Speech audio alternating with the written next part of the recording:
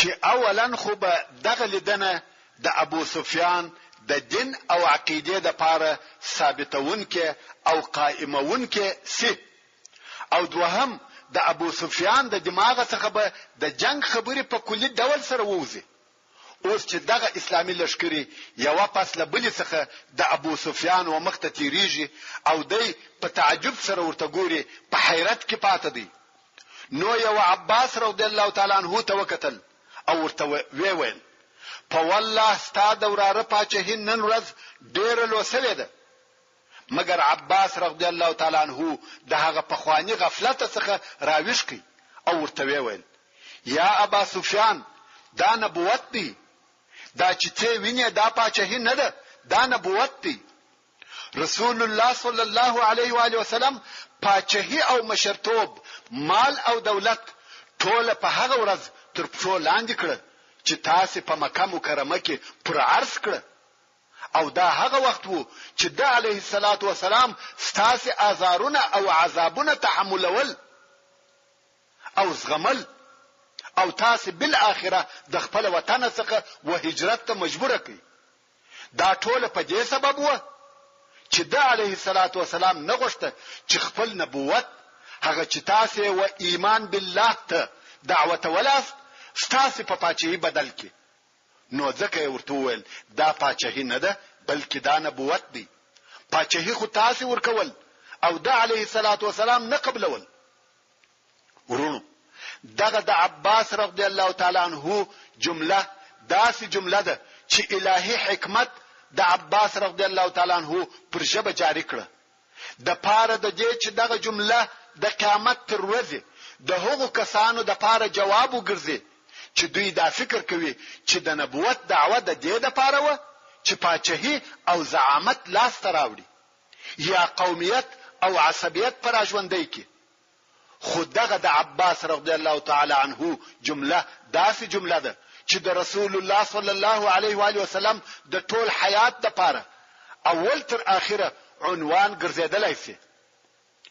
په حقیقت کې د علیه الصلاۃ والسلام د عمر او ژوند ټول لحظه او ساعتونه مرحله او دوره د دې دلیل دی چې د علیه الصلاۃ والسلام وخلقته د رسالت د رسولو او تبلیغولو د پاره مبعوث کړه سوی دی، نه د خپل ځان د پاچهي د پاره.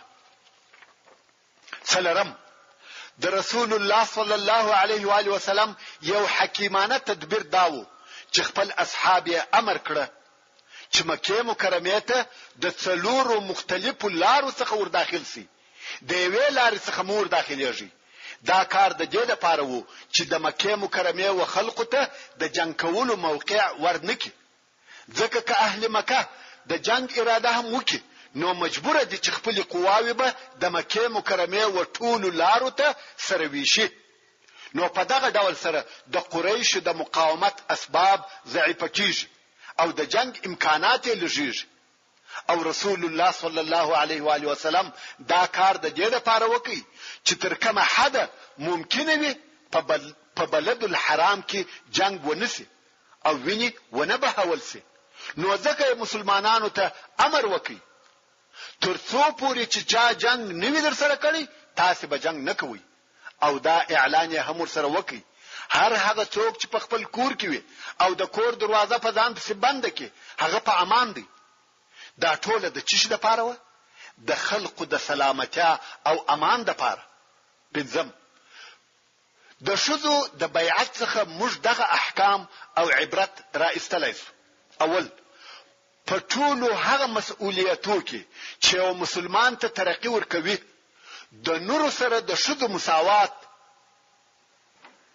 نو ځکه پر یو مسلمان پاچا او رئیس دا لازمه ده چې د شذو څخه هم داسې عهد واخلي چې د اسلامي ټولنې د جوړولو د پاره په ممکنه مشروع وسایل سره عمل وکړي او کار ځنی واخلي. لکه څنګه چې دغه عهد د نور څخه اخیستل کیږي د نر او ښځې په مابین کې فرق او تمیز نشته. دغه ځای څخه دا معلومه سو لکه پر نرانو دغه قسم پر هر مسلمان ښځې دا لازمه ده چې د خپل دین احکام زده کړي او ټول هغه ممکنه او مشروعي لارې د دې لپاره عملي کی چې د علومو په اسلحه سره مسلح شي او دغه علومو په واسطه د اسلام د دشمنانو په کمین او حیلو ځان پوکي پوسې چې د اسلام دشمنان د کوم لارو څخه غواړي چې پر موږ غالب او کامیاب شي دغه علومو په واسطه دا کولای شي چې هغه عهد چې د دې پر ذمہ دی او هغه بیعت چې د دې په غاړه کې دی په صحیح ډول سره ادا کړي او دا واضحه او ښکاره خبره ده کومه شذ چې د خپل دین په حقیقت نوې خبره د اسلام د دشمنانو په چم او حیله نوې پوه دا څنګه کولای شي چې دغه عهد او بیعت حقوق ادا کړي دوهم موږ ولیده چې رسول الله صلی الله علیه و آله وسلم د شذ سره څنګه بیعت کاوه د شذ سره بیعت فقط د خلیه په خبرو سره وو بیل دې څخه چې لاس یې ونیسي حال دا چې د نور بیعت داس نو دا پر دې دلالت کوي چې د یو نر د پاره و پردي شذ ته لاس ورول نه دی روا او پر دغه مسأله د مسلمانانو د علماو اختلاف هم نه دی را معلوم بلکې ټول دغه کار ناروا بولي بل هغه د ضرورت د وختو څخه لکه د ډاکټر معاینه یا د غاښ کشل او داسې نور شرعي ضرورتونه او دا چې د شذ سره مصافحه یا پلاس تړمسه کیږي دا هیڅ ضرورت نه دی عرف او اصطلاح و شرعي هغه احکام ته چې په کتاب الله او سنت رسول الله صلی الله علیه و آله وسلم سره ثابت وي هیڅ تغییر نشي ورکولای دریم دغه د بیعت حدیث شریف پر دې دلالت کوي چې د ضرورت په وخت کې د شذ د आवाज اوریدل مباح دي یعنی د شذ आवाज نه دی او عورت خو د حنفي مذهب ځینې علما وایي چې د شذ आवाज عورت دی اوس مو ولیده چې د رسول الله صلی الله علیه و آله وسلم د سیرت څخه څنګه او په کومه طریقه سره احکام حکمتونه او عبرتونه را استل کېدلای شي چې د فرد او ټولنې د لپاره مفید وي نور به بحث نه وژدم او بیرته بخپل قصې ته ولارسم موږ د مکه مکرمه د فتح غزا بیان کړ اوس به د رسول الله صلی الله علیه و آله وسلم د ژوند دریمه مرحله درته بیان سي چې دا د رسول الله صلی الله علیه و آله وسلم د ژوند د مرحلو څخه آخري مرحله ده چې په دغه مرحله کې پس له اوږده جهاد څخه پس له تکالیف او ستړیاو څخه پس له تشویشات او اضطرابات څخه پس له خنړیو جنگو څخه اسلامي دعوت نتیجه او ثمره ورکوي په تیرسو کلو کې د مکه مکرمه فتح کول د دعوت هغه ډیره لو نتیجه و چې د مسلمانانو لاس ته ورغله په دغه فتح سره د ورځو تیرېدو تغییر وکړي د جزیره العرب هوا په بدل شوه دغه فتح د تیرسوي وخت او د راتلونکي وخت په مابین کې یو فاصل وو د عربو په نظر قریش د دین ساتونکي او انصار و او نور عرب په دغه کار کې د دوی تابع و نو د قریشو تسلیمېده په جزیره العرب کې د بت پرستی د دین ختمېده و اوس نو دغه دریمه مرحله ممکن و دوه صفحو ته وبېشل سي چې یو صفحه د جهاد او جنگو ده او دوهمه صفحه د عربي قبيلو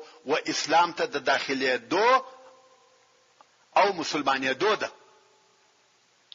او دغه دوه صفحه سره مشتي دي یو د بلی په مابین کې پېښه ده په خپل مابین کې ترتیب تقدیم یا تاخير نه درلودي چې زه پر هغه ترتیب درته بیان کوم مګر ما دا مناسبه ولیده چې هر صفحه په ترتیب سره جلا جلا بیان سي خو څنګه چې د جنگو او غزا او صفحه زموږ د مخنی بحث سره مشابهت لري نو می دا بهتره وبلل چې اول د جنگو او غزا او صفحه درته بیان کوم د حنین غزا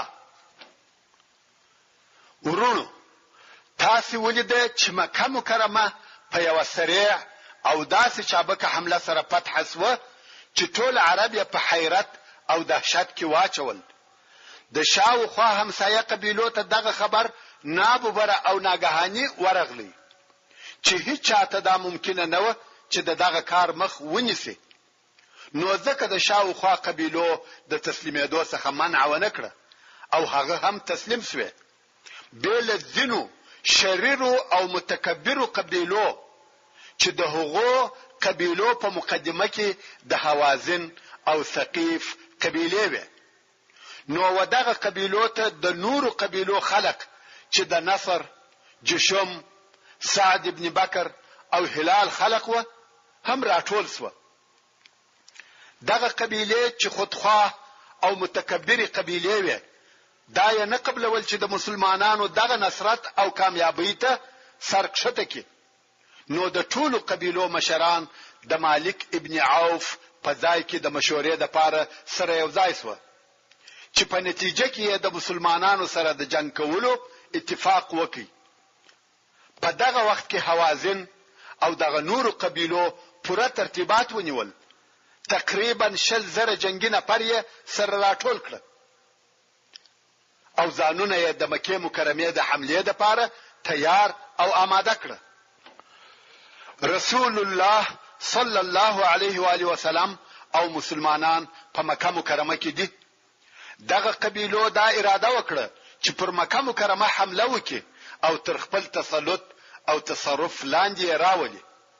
دا خو حوازن، بنو بکر او ثقيف سره یو ځای شو. مګر هلته د حوازن ځینې قبیلې وې چې هغو اشتراک نور سره کړی چې د هغې جملې څخه کعب او کلاب و. که څه هم دغه قبیلې د حوازن څخه وې مګر ویل موږ په دې موضوع کې ګډون نه در سره کوو. اوس نو د قبیلو مشران سره کښېنسته ویل موږ باید په دې جنگ کې یو رئیس او پاچا ولرو چې دغه حمله مشرتوب د هغه پر غاړه وي. نو یو نوې ځوان دغه مشرتابه د پاره خوش او انتخاب کړي چې د شریف او لوړ کورنۍ څخه وو او نوم یې مالک ابن عوف. ویل کېږي چې په دغه وخت کې د مالک ابن عوف عمر 23 کاله وو. سره د دې چې عمر یې کم وو مګر څرنګه چې نسب او کورنۍ لوړ و نو یې د حوازن د ټولو قواو مشر وټاکي. رسول الله صلی الله علیه و آله وسلم ته د حوازن د قبیلو حالات ورسېده چې د جنگ د پاره ځانونه جوړوي. رسول الله صلی الله علیه و آله وسلم هم د معلوماتو د پاره نفر ولېږل چې د هغو نفر څخه یو نفر چې ابو حدرد الاسلمي رضی الله تعالی عنه نومېدی وکولای سوای چې وطائف ته ولاړ شي او هلته د حوازن او ثقيف په لشکرو ورننوځي. پوره معلومات راټول کړه او بیرته رسول الله صلی الله علیه و آله وسلم ته ورغلی. حالات ورته وویل چې دوی ځانونه د مکه مکرمه د حمله لپاره آماده کړي و. رسول الله صلی الله علیه و آله وسلم امر وکړي چې د مکه مکرمه څخه دروځي. رسول الله صلی الله علیه و آله وسلم ولی د مکه مکرمه په داخل کې جنگ نور سره کاوه. هغه ډېر لوی او مهم سبب درلودي. هغه دا چې اهل مکه نوی مسلمانان سوي دي. د اسلام یې فقط څو ورځې کیږي. نو که په مکه مکرمه کې جنگ پیښ شي دا امکان لري چې اهل مکه دې هم غدر او خیانت وکړي چې دا کار به و مسلمانانو ته ډېر سخت او مشکل تمام شي. ځکه یو لشکر به د باندې څخه جنگ شروع کی او بل مخالف لشکر به د نن په مکه مکرمه کې ورته پیدا شي چې د دې نتیجه به و مسلمانانو ته ډېره سخته او مشکله وي. نو رسول الله صلی الله علیه و آله وسلم نه غوښته چې د مکه مکرمه د داخل څخه جنگ وکړي. نو ځکه رسول الله صلی الله علیه و آله وسلم امر وکړي چې لشکر دې د حوازن د مقابله لپاره تر مکه مکرمه د باندې ورووځي. هلته د حوازن لشکر د هغه مسلمان جاسوس تر رهي کېدلو وروسته فورا د مکه مکرمه پر طرف حرکت وکړي. نو رسول الله صلی الله علیه و آله وسلم ته دا معلومات نه و چې د حوازن لشکر را رهي سوی دی. د مسلمانانو دا فکر او خیال وو چې د حوازن لشکر تر اوسه په طائف کې دی. د رسول الله صلی الله علیه و آله وسلم اراده دا و چې پر طائف حمله وکړي. نو خود د مسلمانانو د لشکر حرکت هم د طائف پر طرف وو. او د هغه طرفه څخه د حوازن لشکر د مکه مکرمه پر طرف حرکت کړیو. کوم وخت چې مالک ابن عوف او نور قبایلی مشرانو د مسلمانانو سره پر جنگ کولو اتفاق وکړي، نو د مالک ابن عوف په امر د کفارو د لشکر ټول افراد په دې مکلف کړه سو چې خپل ښځې، خپل اولادونه او خپل حیوانات ټول ورسره رارهي کړي. دا د دې لپاره چې لشکر یې ونه تښتي، ولی که شکست او ماته هم وخوري د مالو، اولادو او خپل ښځو په سبب نسي تښتېدلی. دغه شیان پر میدان نه پریږدي. لږ تر لږه دغه خپل ښځو، اولادو او مالو د لپاره جنگیږي. نو د کفارو لشکر د خپل ښځو، اولادو او مالو په ملګرتیا را رهي سوی دی. څو په اوتاس کې یې واړول. اوتاس د حوازن په منطقه کې یو ډېر لو او بردار شیله ده چې د حنین و شیلې ته نږدې ده، مګر په خپل د حنین شیله نه ده. او حنین بیا د سیل کبیر سره یو بل شیله ده چې د مکه مکرمه څخه تقریبا 13 یا 19 میله لري ده. کوم وخت چې د حوازن او طائف لشکري دغه د اوتاس شیلې ته راورسېده، مالک ابن عوف ته هم دا خبر رسیدلی دی چې محمد صلی الله علیه و آله وسلم هم د لشکره سره د مکه مکرمه څخه راوتلی دی. نو مالک ابن عوف دغه شیله د جنگ د لپاره اختیار کړ. دالته خیبه ودرولې او لشکر واړول. ویل دا ځای د جنگ د لپاره مناسب ځای دی. د مالک ابن عوف په لشکر کې یو مهم شخص، په او فهمیده سړی وو چې ډېر لوی جنگي پهلوان او شجاع وو.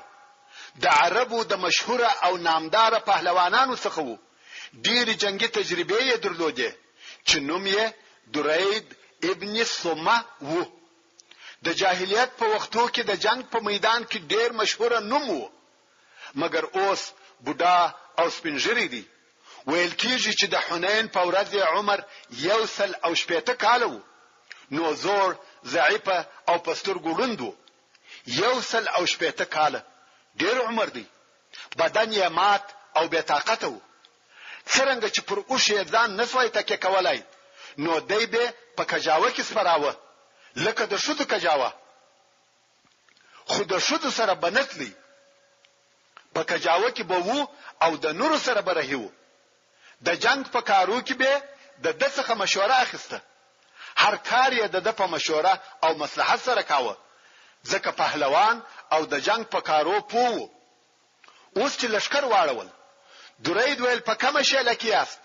خلق ویل د اوتاس په شیله کې یو.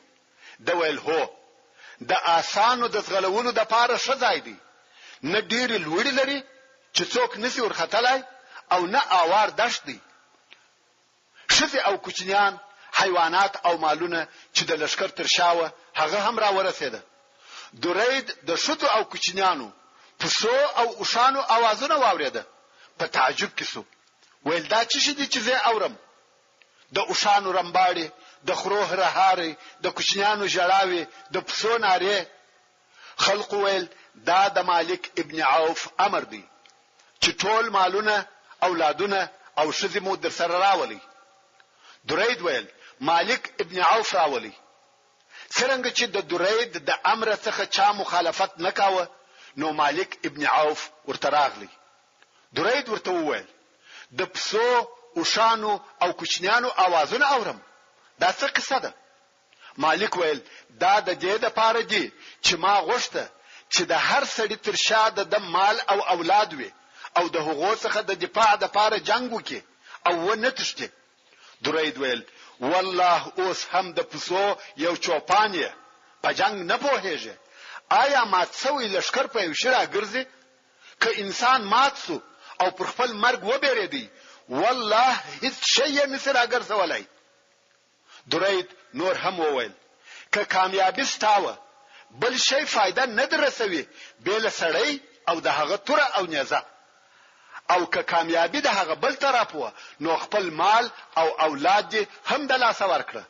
یا مالک، ته په دې سره نسې کامیاب کېدلای چې د حوازن هګۍ دي د اسانو مخ ته کېښول. دوی خپل وطن او خپل قبیلو ته ولېږه، او بیا د پهلوانان د جنگ د پاره د اسانو پر شا سپارکه. که کامیابی ستاسي و اهل او اولادونه به مو در پسې راسي، او که دشمن کامیاب سو مال او اولادونه به دې ساتلی وي. خلق غوښته چې د درید د نظریه اطاعت وکړي، اهل او اولادونه بیرته ولېږي. د لشکر ټول مشران د درید د رای اطاعت کوي. مالک ابن عوف د لشکر عمومي قومندان وبېرېدی چې د امریت لاړی او خلق د درید اطاعت کوي. نو یې وویل والله دا کار به ونسي، ته ضعیف سوې او عقل دې هم در سره ضعیف سو. دلته یو بل عاطفي حرکت هم وکي. توره واخسته او د لشکر مشرانو ته ورغښ کړه. هغه چې راټول سو د توري لاستي پر ځکه کښېښاوه او د توري تیره سریه پر خپل ځګر کښېښاوه. د رکوع پر قسم ودرېدی او پر توره تکیه وکړه او وی ویل والله یا به حوازن زما اطاعت کوي یا به دغه توره زما تر ملا وځي. مالک ابن عوف نه غواړي چې په دغه جنگ کې د درید نوم یاد سي یا د نظر متابعت وسی. نو ویل یا به زما امر مني یا د درید. د لشکر مشران سره یو ځای دي په خپل مابین کې سره وویل درید په سترګو ړوند او سپینږیري ضعیفه سړی دی، د جنگ اداره نشي کولای. که موږ د اوسه څخه د مالک ابن عوف پر مشري اختلاف وکړو نو سره وپاشل سو. زموږ ملګرتیا د مالک ابن عوف سره که څه هم په عمر لږ دی د درید تر ملګرتیا ښه ده. نو مشران وویل موږ ستا اطاعت کوو یا مالک ابن عوف. نو یې د درید امر نه کوي قبول. ښځې او کوچنیان، مالونه او حیوانات پاتې سوه. د الله جل جلاله اراده داسې وه چې دغه انسانان او حیوانان د مسلمانانو په نصیب سي. نو درید ابن صمه وویل دا داسې ورځ او کار دی چې نه ځنې غائب یم او نه پکښې حاضر یم. یعنی زه خو حاضر یم مګر نظر مې بل شی دی، نو لکه نه چې یم حاضر. بیا درید پوښتنه وکړه چې دا کم ځای دی؟ ویل دا وادي اوطاس د وادي حنین و څنګ یا بغل ته. درید ویل هو دغه ځای د جنگ د پاره ښه او مناسب ځای دی. نو یا مالک ابن عوف ته وویل په اوله خبره کې د زما اطاعت ونه کړي، په دغه دوهمه خبره کې مې امر ومنه. هغه دا چې د مسلمانانو د لشکر په لار کې کمینونه ورته ونیسه. دا ځای د کمینو د پاره ډیر وړ او مناسب ځای دی. مالک ابن عوف هم د خبره ومنل او کمینونه ونیول. د هجرت د اتم کال د شوال په شپږمه ورځ چې د شنبه ورځ و، رسول الله صلی الله علیه و آله وسلم د مکه مکرمه څخه د طائف پر طرف حرکت وکړي چې دا ورځ و مکه مکرمه ته د دخول نو نسمه ورځ و. په دغه غزا کې د رسول الله صلی الله علیه و آله وسلم سره 12,000 نفر مسلمانان ملګری و چې 10,000 نفر یې هغه لشکر وو چې د مکه مکرمه د فتح لپاره ورسره راوتلی وو او 2,000 نفر د اهل مکه څخه ورسره ملګری سو. او دغه لشکر اکثره نفر نوی مسلمانان و. حتی د مکه مکرمه په نفرو کې ځینې مسلمانان و او ځینې تر اوسه پر هغه خپل شرک پاتې و، مګر دراوتلو سبب یې هغه پخوانی دشمنی و چې د حوازن او اهل مکه په مابین کې و. د جاهلیت د وختو څخه دغه دشمنی موجوده و. یو د هغه جملې څخه چې مشرک وو او جنگ ته راووتی صفوان ابن امیه وو، هغه چې رسول الله صلی الله علیه و آله وسلم 4 میاشتې امان ورکړی وو. کوم وخت چې د مسلمانانو لشکر راووتی رسول الله صلی الله علیه و آله وسلم ولید چې په لشکر کې د ډیرو نفرو سره اسلحه نسته، ځکه نه درلوده. او رسول الله صلی الله علیه و آله وسلم ته وویل سو چې د صفوان سره اسلحه سته. نو رسول الله صلی الله علیه و آله وسلم و صفوان ابن امیه ته چې د اسلحه تاجر وو او په دغه ورځ مشرک وو رجوع وکړه. ویل یا صفوان اسلحه راکه. صفوان ویل یا محمد صلی الله علیه و آله وسلم په غصب او زور یې غواړي؟ رسول الله صلی الله علیه و آله وسلم و فرمایل یا په عاریت یې غواړم، کار ځنی اخلو او بیرته درکوو او دا ضمانت هم درکوم چې بیرته به پوره درکول کیږي. صفوان ویل هو درکوم یې. دغه اسلحه هم د قوم پرستی په سبب ورکړه چې په عربي کې حمیه ورته ویل کیږي. نو صفوان و رسول الله صلی الله علیه و آله وسلم ته سل زغری او د سلو نفرو د پاره نور ضروری اسلحه په عاریت ورکړه.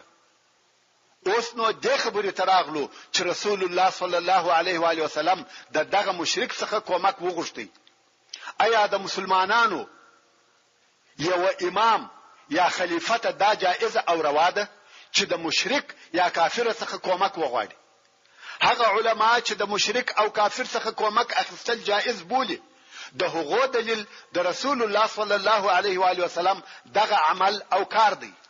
او هغه علما چې د کفارو څخه کومک اخیستل جائز او روا نه بولي هغه بیا وایي چې دغه کومک د یو مشرک فرد څخه وو نه د یو کافر دولت څخه یا د یو کافر ډلې څخه.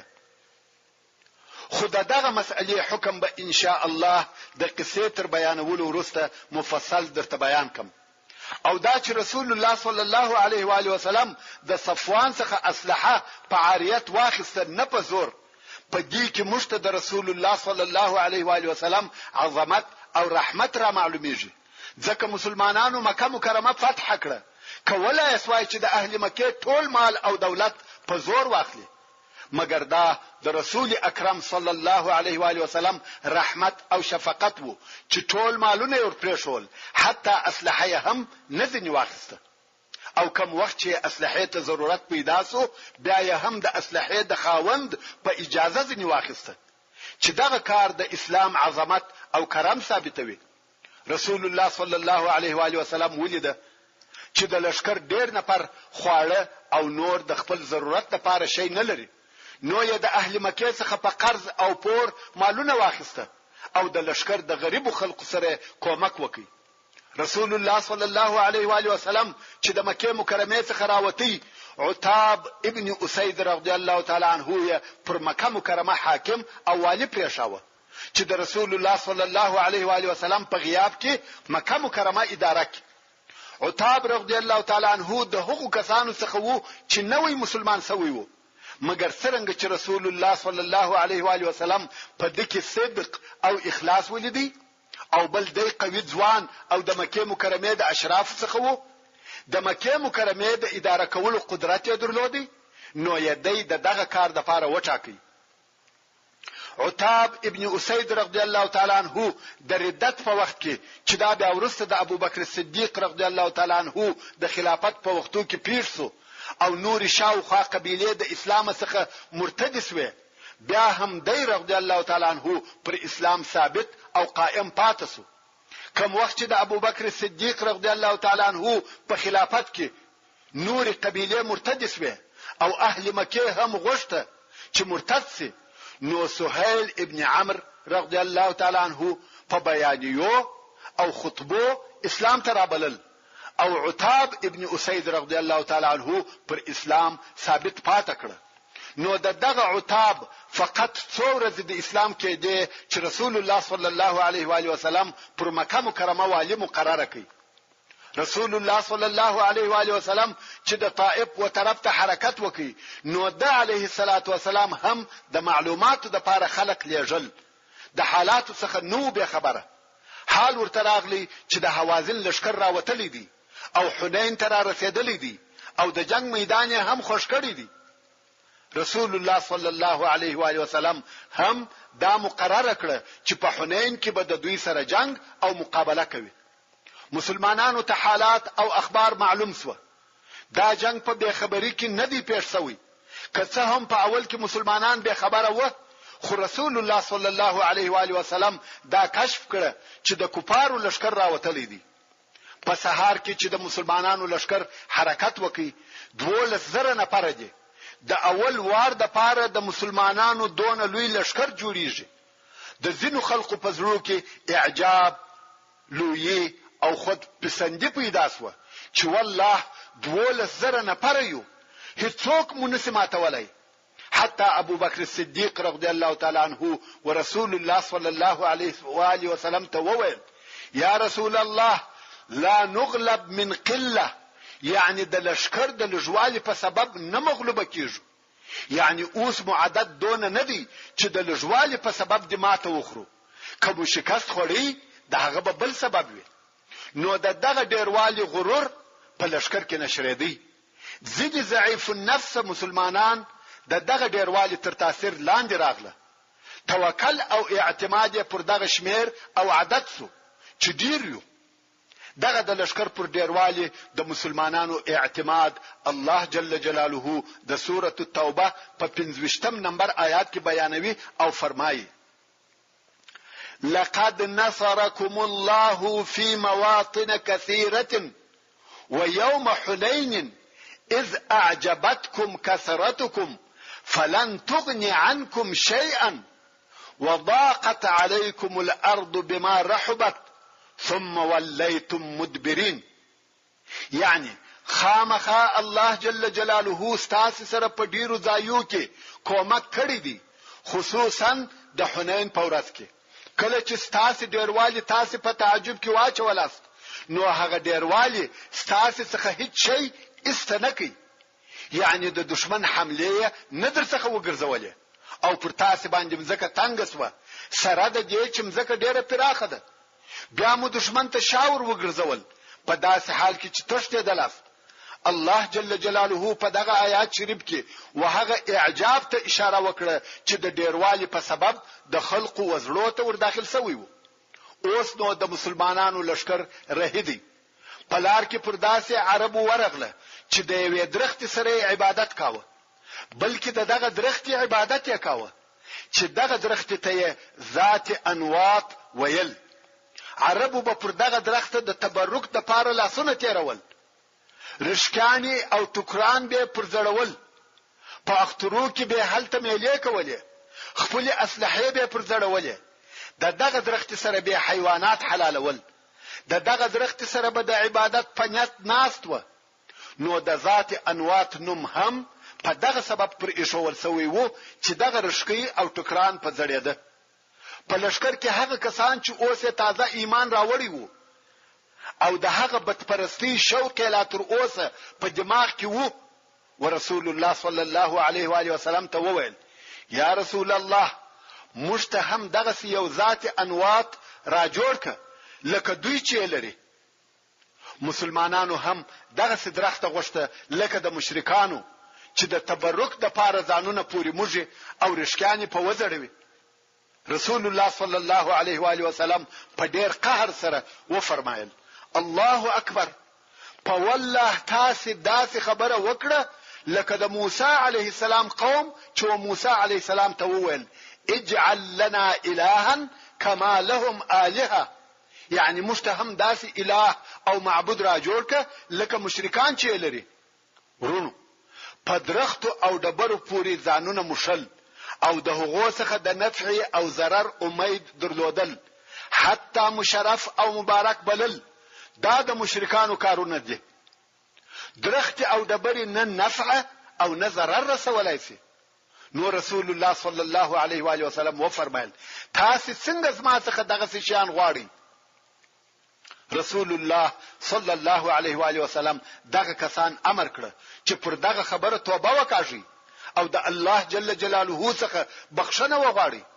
هغه هم توبه وایسته او د الله جل جلاله څخه عفو او مغفرت وغوښتي. د مسلمانانو لشکر د حنین پر طرف ورهدي. لکه د مخه چې مدرته وویل، رسول الله صلی الله علیه و آله وسلم ته خبر راغلی وو چې حوازن په حنین کې دي. نو مسلمانان هم د چهارشنبه په شپه چې د شوال د میاشتې 10 ورځې تیرې شوې وې و حنین ته ورسېده. مسلمانانو د حنین تر شیلې د مخه خپل خیمه ودرولې. اوس نو حوازن د حنین د شیلې پر هغه بل غاړه دي او مسلمانان تر شیلې د باندې د مکه مکرمه و طرف ته دي. کوم وخت چې مسلمانانو خیمه ودرولې، رسول الله صلی الله علیه و آله وسلم یو د اصحاب کرامو څخه امر کړ چې تبه د آس سره یو لوړ غونډې ته وخېجه او پر هغه آس بسپورې د حوازن معلومات وکوي، حرکتونه کمینونه به ټول تر نظر باسه او د شپې په آخر کې به د معلوماتو سره راسه. بیل المانزه او انساني ضرورت به د خپل ځای څخه نشوري. سړی هم پر آس پورسو او یو لوړ غونډې ته وختي. د شپې تر آخره هلته ولاړو، حتی د آس څخه هم نسوک شته.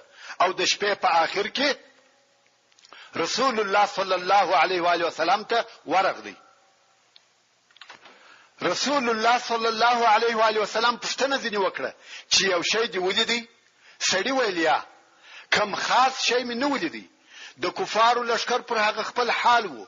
زه فلانی او فلانی غره ته وختلم، مګر حوازن می ولیده چې شذ حیوانات او پسونه یې ټول راوستلي دي. رسول الله صلی الله علیه و آله وسلم تبسم وکي او وی فرمایل ان شاء الله سبا دغه ټول مالونه د مسلمانانو د پاره غنیمتونه دي. په دغه شپه د مسلمانانو د لشکر پیرداري د انس ابن ابي المرصد رضی الله تعالی عنه پر غاړه و. مګر په دغه وخت کې و مالک ابن عوف ته درید ابن صمه ځینې لارښوونې کړې وې او مالک ابن عوف عملي کړې وې. سره د دې چې درید په سترګو نه لیده، خو د عقل او تجربه څخه کار اخیستی چې د هغه لارښوونو څخه یو داوه ویل دغه اضافه او شان چې مراوستلی دي. کفارو خو خپل ټول او شان راوستلی و چې ټوله بیکاره او د دوی تر ضرورت زیات و. نو درید ویل دغه اضافه او شان چې مراوستلی دي شذ او کوچنیان ټوله پر دغه زائد او شان سپاره کوي او د لشکر تر شایه ودروي. ځکه په دې کار کې دوه فائدې شته. یو دا چې کوم ماته وخوړه دوی کولای شي چې د اوشانو سره وتشتي، او بل فائدہ دا ده چې یو څوک د لری ورته ګوري هغه ته دا نه معلومیږي چې دا نردي کښځي، نو لشکر تر هغه خپل واقعي شمیر څو چنده زیات معلومیږي ځکه اوشان دي او خلق پر سپاره دي. مالک ابن عوف هم شذ او کوچنیان پر اوشانو سپاره کړ. واقعا هم دون لشکر ځنی جوړ سو چې اخر یې نه معلومه دي. حتی ځینو مسلمانانو به ویل چې د کفارو د لشکر شمیر 80,000 دي، که څه هم په حقیقت کې د حوازن ټول لشکر 60,000 نفر وو. ورونو 60,000 نفر لشکر هم ډیر لوی لشکر دی، خو د دوی په دغه کار د دوی شمیر څو چنده زیات معلومه دي. او بل هغه کار چې درید کړی وو هغه داو څنګه چې د حوازن لشکر تر مسلمانانو د مخه و دغه منطقه ته راغلی وو، نو مالک ابن عوف د درید په مشوره او لارښوونه په دغه شپه کې د خپل لشکر ډېره حصہ د حنین د شیلې په لارو، تنګیو، فرعي شیلو او نورو ډیرو پټو ځایو کې د کمین د پاره کښنولي و. او دا امر ورته کړی وو کوم وخت چې مسلمانان دغه شیلې ته راکښته کیږي اول خو د غشو باران پر شروع کی او بیا په یو ور ټوله یو حمله پر وکړي. اوس د حوازن د لشکر ډیره حصہ د شپې د حنین په شیله کې په خپل کمینو کې سره ځای پر ځای شو او د مسلمانانو د لشکر د راتګ انتظار باس. د مسلمانانو د لشکر لوی مشکل داو چې د حنین د شیلې څخه ډیر لوړ و او شیله ډیره کښته و، و شیلې ته د لشکر کښته کېده ډیر سخت او مشکل و، ځکه لار داسې کښته ده لکه یو شویندوکی، لږ کښته نه و بلکې شیله داسې کښته ده چې نفر باید په ځغستاور کښته شي، ځان نشي تکیه کولای. د دغه شپې په آخر کې رسول الله صلی الله علیه و آله وسلم خپل لشکر ټولي کی بیرغونه وویشل. اوله ټولي د بنی سلیم ده، هغه 1000 نفر د آس پاره چې د مسلمانانو د لشکر مقدمه و، او د رسول الله صلی الله علیه و آله وسلم سره د مکه مکرمه تر فتح د مخه په لار کې ملګری سو. د دې ټولي قومندان خالد ابن ولید رضی الله تعالی عنہ د شپې په آخر کې وشیلې ته د کښته کېدو آمادګي ونیول سو او د سپېدو تر چاودلو وروسته د وادي حنین پر طرف حرکت شروع سو. دلته مالک ابن عوف خپل لشکر ته اوامر صادروي، ویل توري راوباسي، توري راويستل سوی، ویل پوښونه مات کی ځکه بیا رجوع نسته او په یو ور به حمله او هجوم پر وروړي. مالک ویل نه غواړم چې جنگ څو ورځې دوام وکړي بلکې په یو ورځ به جنگ پای ته رسیږي. د حوازن لشکر د تورو پوښونه مات کړه، تورې په لاسو کې دي، د حمله لپاره تیار او آماده دي. د رسول الله صلی الله علیه و علیه وسلم د معلومات خلق د حوازن د لشکر په ټولو حالاتو خبر و او هر څه سنجولي و، فقط په دغه کمینو نه خبر او د هغو د پاره هیڅ فکر نو کړی. هلته د هغه وړي څخه و وادي حنین ته د مسلمانانو راکښته کېده شروع شو. اول هغه څوک چې راکښته شو خالد ابن ولید رضی الله تعالی عنہ دی او بني سلیم ورسره دي. کوم وخت چې دغه اوله ټولي راکښته شو او دوهمه ټولي په کښته کېدو شروع وکړه، د کمینو د طرفه اول د غشو باران پر شروع شو چې په دغه غشو یې ډېر مسلمانان زخمیان او زوبل کړه او بیا د دشمن ډلو یو ځای شدید حمله وکړه. څنګه چې وشیلې ته کښته کېده ډېر سخت و ځکه یو دم کښته و، یوازې یو نفر چې بکښته کېدی خپل ځان یې نسوي تکه کولای، هغه د مخ نفر به پوری واه. نو په بني سلیم کې د کښته کېدو په سبب بد حال پیښ وو. دغه بد حال سره سره د کمینو د طرفه حمله پر شروع شوه. د دوی خیال وو چې د دشمن لشکر مو مخته دی، هلته به ورځو جنگ او مقابله به ورسره کوو. خو هغه نابوبره د دواړو طرفو څخه د کمین د نفرو حمله پر شروع شوه. په خپل پر خالد رضی الله تعالی عنہ وهل او وارونه شروع شوه. د خالد رضی الله تعالی عنہ بدن ټوک ټوک او زخمی شو. د ډیرو زخمو په سبب ولوېدی، غزار شو. کفارو د بني سلیم پر خلقو وهل او وارونه شروع کړه. د بني سلیم خلق خو نوی مسلمانان سوي و، په تېښته شروع وکړه. مګر چیرې وتښتي؟